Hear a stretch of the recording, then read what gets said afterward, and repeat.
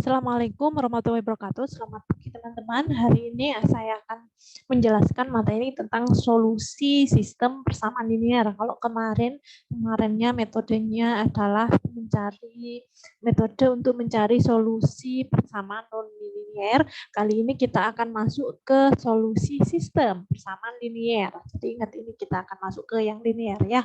Oke, saya share screen dulu. Oke. Saya slideshow. Oke. Kita akan masuk ke solusi sistem persamaan linear. Kalau kemarin kita sudah bahas yang mencari solusi persamaan non linear, kali ini kita ke yang linear deh. Tapi ini berupa sistem, bukan hanya berupa satu persamaan, tapi ada beberapa persamaan sehingga kita sebut dengan sistem persamaan linear.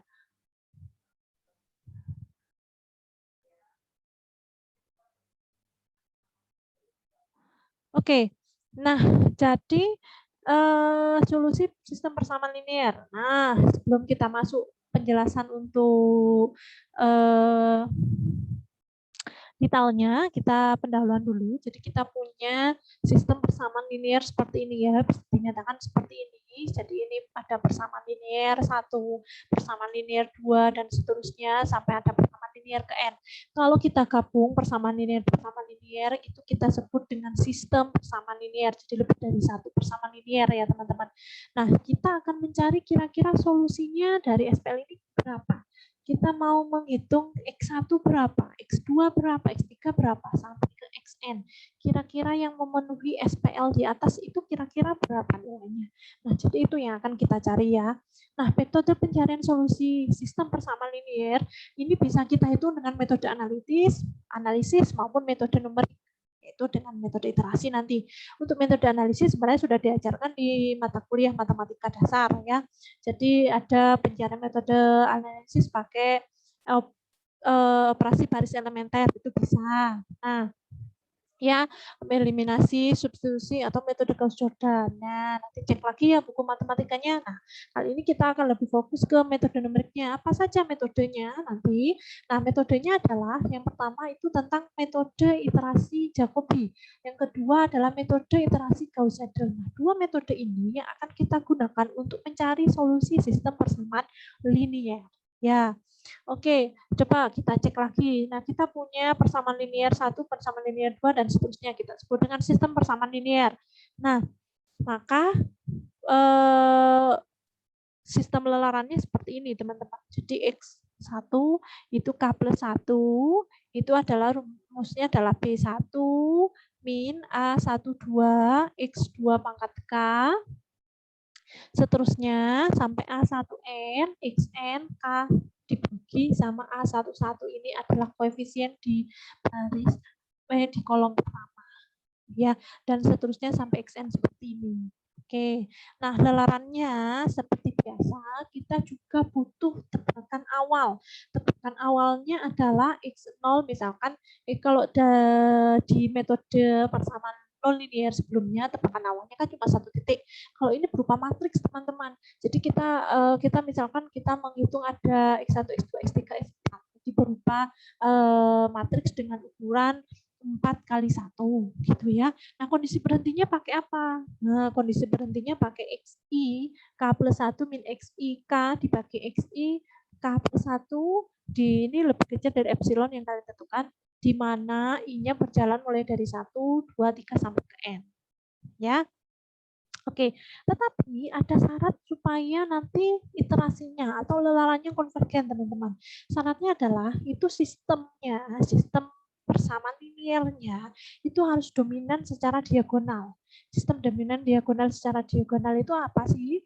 Sistem dominan secara diagonal itu artinya nilai koefisiennya di baris GI kolom GI itu harus dia lebih besar dari jumlah dari koefisien yang lainnya. Jadi yang dominan secara diagonal. Jadi misalkan ada 3 kali 3 berarti A11, A22, A33 itu nilainya harus lebih besar dari yang di antara yang lain. Berarti A11 itu lebih besar nilainya ketimbang A12 plus A13 gitu. A22 itu harus lebih besar nilainya ketika jumlah A21 sama A23 ketika dijumlah itu masih lebih kecil dari yang A22 tadi. A33 itu dia harus lebih besar dari jumlah A31 sama A32. Begitu teman-teman. Nah, contohnya seperti ini. Contohnya kita misalnya punya sistem persamaan linear seperti ini. Jadi ini dia harus lebih besar dari 1 plus 1 ini mutlak ya, absolut. Ini 4 juga harus lebih besar dari jumlah dari 2 plus 1. 8 juga harus lebih besar dari 5 plus 1 di sini. Nah, itu pasti nanti konvergennya, lelalannya atau iterasinya pasti konvergen menuju satu titik. Oke, kita sekarang masuk ke metode iterasi Jacobi. Oke, kita tetap sama, kita butuh tebakan awal ya. Oke. Nah, iterasi pertama gini teman-teman. Iterasi pertama kita kan tadi sudah menentukan tebakan awal ya. Oke, X1 0, X2 0, X3 0 dan seterusnya. Begitu ya. Nah, sehingga kita punya kita akan menghitung X1 ya. X1 untuk iterasi pertama, itu rumusnya adalah B1. B1 itu adalah nilai yang tadi yang nilai kanan sebelah sini nilainya dikurangi sama koefisiennya A12 dikalikan X2 untuk iterasi ke 0 dikurangi A13 X dikalikan X3 untuk iterasi ke 0 dan seterusnya dibagi sama koefisien dari X1 ya, dan seterusnya rumusnya seperti ini sampai N. Nah, untuk iterasi kedua gimana? Kalau kita menghitung X1 untuk iterasi kedua, itu kita butuh nilai yang lainnya di iterasi ke-1. Kalau kita mau menghitung iterasi ketiga berarti kita butuh nilai yang dihasilkan dari iterasi kedua dan seterusnya. Ya, seperti itu. Kalau metode iterasi Gauss-Seidel, di sini terakhir saya akan kasih contoh. Sebenarnya sama, kita tetap juga butuh tebakan awalnya. Cuma kalau iterasi Gauss-Seidel, rumusnya nanti akan seperti ini, teman-teman. Kalau tadi untuk menghitung X1, itu kita butuh yang iterasi sebelumnya semua. Oke, masih sama. Tapi ketika menghitung X2, iterasi ke-1, kalau di metode Jacobi tadi, ini kan kita berarti X1 harusnya pakai yang 0 ya, iterasi ke 0. Tapi enggak kalau yang iterasi Gauss-Seidel ini. Ini langsung kita gunakan X1 yang barusan kalian dapatkan dari iterasi langsung yang barusan dihitung itu langsung dipakai. Kalau Jacobi tadi kan kita langsung pakai masih pakai X1 yang iterasi ke 0. Kalau ini langsung digunakan teman-teman yang baru saja dihitung itu langsung dipakai. Nah, X2 dapat. Nah, menghitung X3 kalau di iterasi Jacobi itu X1-nya di sini ini kita kalau Jacobi ini masih pakai yang iterasi ke 0, X2-nya juga masih iterasi ke 0. Kalau di sini ini langsung pakai yang sudah dapat barusan dipakai itu langsung dipakai. Seperti itu. Nah, iterasi kedua dan seterusnya seperti itu. Nah, sekarang kita contoh biar lebih paham ya. Oke, kita misalkan punya SPL nih. 4X min Y plus Z sama dengan 7. 4X min 8Y plus Z sama dengan min 21. Min 2X plus Y plus 5Z sama dengan 15. Kira-kira kita cek apakah dia sudah dominan secara diagonal. Ternyata 4 dia sudah lebih besar dari 1 tambah 1. Oke. 8 sudah lebih besar dari 4 tambah 1. 5 sudah oke. 5 juga sudah lebih besar dari 2 tambah 1. Oke, berarti dia pasti sudah dijamin dia hasil iterasinya akan konvergen. Oke, kita tebakan awal nih. Kita kan mau menghitung nilai X berapa, Y berapa, Z berapa supaya memenuhi SPL ini kan ya. Oke, kita tentukan nilai awalnya berarti 3 karena kita mau mencari X, Y, Z. Berarti kita juga butuh X0, Y0, Z0. 3. Oke, 3 titik ya. Berarti kita misalkan dalam bentuk matriks seperti ini ya. Ada 1, X01, Y02, Z0-nya 2. Oke. Ini anggaplah kita tidak tahu ini solusi sejatinya adalah 2/3 ini sebenarnya dihapus saja belum tahu, anggaplah belum tahu. Oke, gimana caranya? Berarti kalau kita mau menghitung pakai Jacobi, berarti untuk menghitung XR plus 1-nya itu langsung pakai 7. 7 ini di sini 7 dikurangi sama koefisiennya dikurangi ini seharusnya. Min ini. Berarti karena min jadi plus YR. Saya pakai anot ya. Ini di sini sebenarnya min dikurangi sama min Y, ya. Karena min plus dikurangi sama koefisiennya di sini 1, Z, R. Sebelumnya dibagi 4. 4 ini adalah koefisien dari X.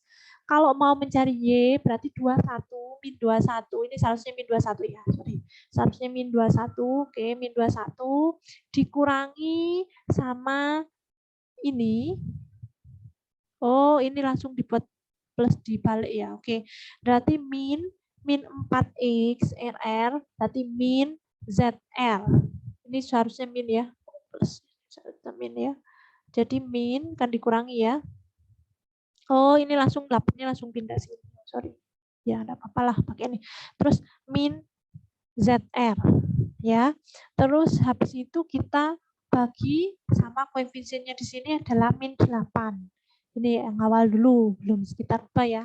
Kalau mau kita rubah jadi min, jadi berarti di sini adalah 21, yang min jadi plus, yang min tetap harusnya jadi plus ya. Jadi sini 4 XR, ini berarti min jadi plus ZR karena min ya. Oke, dibagi sama 8. Oke. 8 dapat dari mana? Koefisien ini. Kalau mencari yang Z, tinggal pakai ini 15 dikurangi sama yang ini, yang X, koefisien X min itu adalah plus 2X dikurangi lagi sama koefisien yang Y. Di sini min 1. Ya, 1 nggak usah ditulis, nggak masalah. Dibagi sama koefisien Z-nya. Jadi tinggal gini aja teman-teman.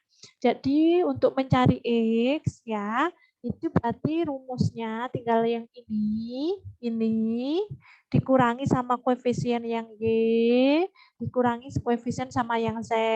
Dibagi, pembaginya adalah yang koefisien dari X-nya. Kalau mau mencari Y, yang di sini mencari Y, berarti ini dikurangi sama koefisien dari X, dikurangi lagi koefisien dari Z, dibagi sama koefisien dari Y-nya sendiri. Kalau mau mencari Z-nya, berarti 15 ini dikurangi sama koefisien dari yang X, dikurangi lagi sama Y, pembaginya adalah koefisien yang Z. Gitu, tinggal gitu aja. Ya.